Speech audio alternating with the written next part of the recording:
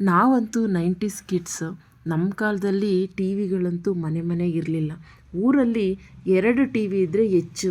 ಅದರಲ್ಲಿ ಯಾರ ಮನೇಲಿ ಟಿ ವಿ ಇದೆ ಅವ್ರ ಮನೆಗೆ ಹೋಗಿ ಬಾಗ್ಲಲ್ಲಿ ನಿಂತ್ಕೊತಿದ್ವಿ. ಟಿ ವಿ ಹಾಕಿದಾರಾ, ಏನು ಬರ್ತಿದೆ ಪ್ರೋಗ್ರಾಮು, ಹಾಡ ಎಲ್ಲ ನೋಡ್ತಾ ಇದ್ವಿ.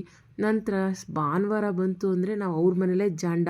ಊಟ ಬೇಡ, ನಿದ್ದೆ ಬೇಡ, ಇದೇ ಥರ ಅವ್ರ ಮನೆ ಬಾಗ್ಲಲ್ಲಿ ಇಣ್ಕೋದು. ಅವ್ರು ಬೈದರೂ ಕೂಡ ಅವ್ರ ಮನೆ ಬಾಗ್ಲಲ್ಲಿ ಕೂತ್ಕೊಂಡು ಟಿ ವಿ ನೋಡ್ತಿದ್ವಿ.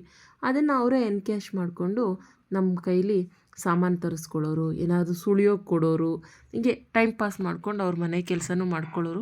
ಪಾಪ ನಾವು ಇನ್ನೇನು ಮಾಡೋದು, ನಾವು ಟಿ ವಿ ನೋಡ್ತೀವಲ್ವ, ಅದಕ್ಕೆ ಅವ್ರ ಮನೆ ಕೆಲಸನೂ ಮಾಡಿಕೊಡ್ತಾ ಇದ್ವಿ.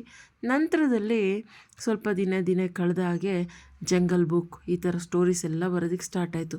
ಅವತ್ತಂತೂ ಹೋಗಲೇಬೇಕು ಟಿ ವಿ ನೋಡೋದಕ್ಕೆ ಅಂದ್ಕೊತಿದ್ವಿ. ಅದೇ ಟೈಮಿಗೆ ಕರೆಕ್ಟಾಗಿ ಪ್ರೋಗ್ರಾಮ್ ಎಲ್ಲ ಮುಗಿದ ತಕ್ಷಣ ಟಿ ವಿನ ಆಫ್ ಮಾಡೋರು.